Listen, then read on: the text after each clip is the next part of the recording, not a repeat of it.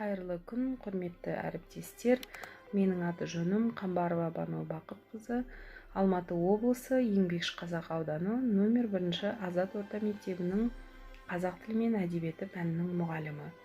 Өздеріңізге белгілі, әлемде орын алып жатқан төтенше жағдайларға байланысты ортақ проблеманы шешу жолындамыз. Яғни онлайн оқу үдерісіне бет бұрдық.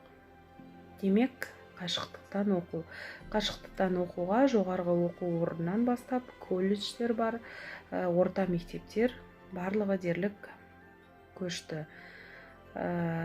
Қашықтықтан оқуға сан түрлі бағдарламалар, алуан түрлі сайттар бар. Соның ішінде мен сіздерге Zoom платформасы туралы айтқым келеді.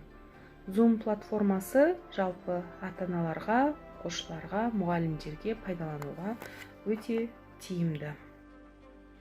Бұл платформаның ыңғайлы тұсы, оқушылар Play Market'тен Zoom батырмасын жүктеп алып, бейнеконференция арқылы білім алуына тиімді.